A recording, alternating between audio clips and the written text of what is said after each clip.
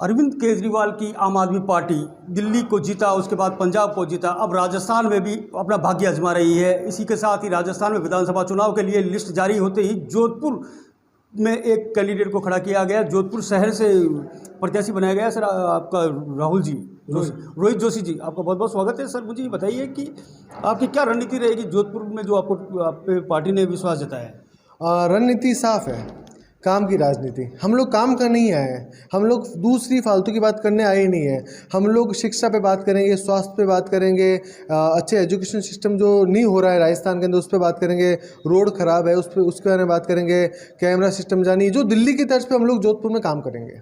नहीं, दिल्ली की तर्ज पे आप काम करेंगे। आपकी क्या माइक्रो लेवल की रहती है रणनीति, किस तरह से आप वोटरों तक पहुंचेंगे? आपको क्या लगता है कि अभी जो राजस्थान में कांग्रेस बीजेपी ही सरकारें बनती आई है, आपको क्या लगता है कि आपको मौका मिलेगा, कैसे मिलेगा? नहीं, बिल्कुल कांग्रेस और बीजेपी से जनता परेशान हो चुकी है। पिछले 70 सालों में कांग्रेस बीजेपी चलता आ रहा है, लेकिन इस बार जनता खुद बदलाव चाह रही है। एक बात है कि ना, हमारे मेंबरशिप ड्राइव हुआ था, अभी मेंबरशिप ड्राइव में जोधपुर टॉप 10 में है। मतलब लोग जुड़ रहे हैं, आम आदमी पार्टी जुड़ रहे हैं। और एक विधानसभा क्षेत्र की बात करूँ तो यहाँ पे जोधपुर के काफ़ी लोगों ने रुझान दिखाया हमारी तरफ और हमको वोट देने के लिए कहा है कि नहीं, हमको बदलाव चाहिए इस बार। मुद्दे क्या रहेंगे इस चुनाव में आपके? मुद्दे हमारे काम के रहेंगे, जैसे पानी, बिजली, स्वास्थ्य, शिक्षा। अभी स्वास्थ्य के अंदर आप हॉस्पिटल्स देखें, बहुत ख़राब पड़े। हम लोग मोहल्ला क्लिनिक प्रोजेक्ट लाएंगे, हमारे गारंटी कार्ड आता है एक, उसमें हमने सब दिया गया है। जैसे मोहल्ला क्लिनिक में काम कैसे होगा, हम लोग कैसे डॉक्टर बैठाएंगे, हर वार्ड में 2 मोहल्ला क्लिनिक होंगे। हम लोग शिक्षा की बात करेंगे तो इंग्लिश मीडियम सारी स्कूल्स करेंगे और स्कूल में सारी तमाम सुविधाएँ देंगे, वो भी फ्री देंगे। प्राइवेट स्कूलों के अंदर भी जो बढ़ती फीसों पर लगाम लगाएंगे। जिस तरह से अभी आप युवा हैं, आपको कैसे लगा कि राजनीति में आना चाहिए और अचानक हुआ, या कुछ आपके अंदर कुछ आपके सामने ऐसी कोई समस्या आई जिसके बाद आपने राजनीति में जाना सोचा?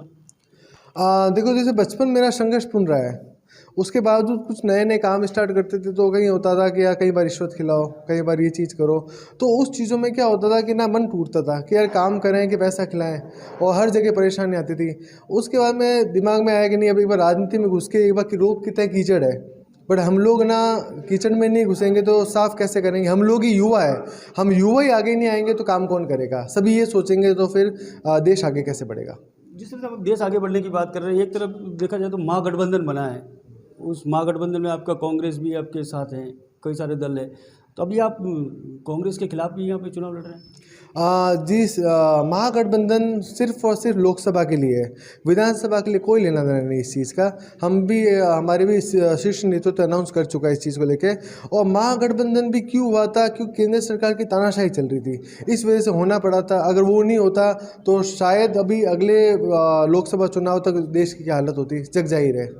जिस तरह से आप मुझे बताइए कि जोधपुर शहर से आपको टिकट मिला है, अब आपके सामने क्या कुछ ऐसे कारण हैं जो बताइएंगे 3 या 4 पॉइंट के जिसको आपको सही सुधारेंगे, उनकी कमियां हैं?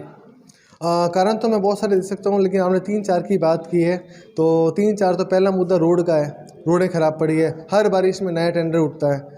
दूसरा मुद्दा लाइट का है, हर दूसरे दिन लाइट की कटौती हो रही है। आज भी हम लोग ना 21वीं सदी में हैं और लाइटें कटौती हो रही है, हम लोग रह नहीं पाते हैं।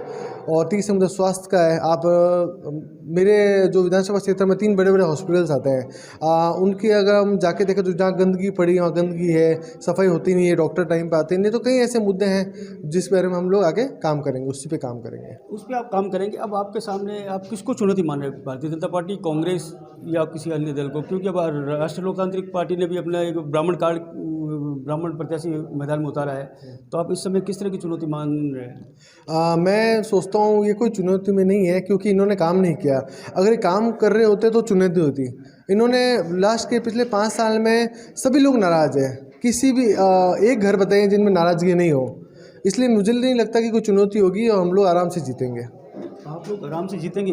क्या कोई आपने मॉडल डिसाइड किया है, किस मॉडल पे आप काम करेंगे, किस तरह से जनता में जाएंगे, जनता को आप अपनी क्या एम्बिशन है उनको बताएंगे, क्या क्या कुछ आपकी रणनीति रहेगी? मैं वो जानना चाह रहा हूँ कि आपका ये पहला ही चुनाव है। मेरा पहला चुनाव भी है, हाँ बिल्कुल सही है। हमारी रणनीति रहेगी, हम लोग एक्चुअली क्या ना 3-4 सी होते हैं हमारे। सी हमारे अरविंद केजरीवाल जी कहते हैं, एक होता है कम्युनल, एक होता है क्रिमिनल, और एक होता है जिसमें हम लोग क्या करते हैं कि ना करप्शन। तो हम लोग इस पे हम लोग काम करते हैं।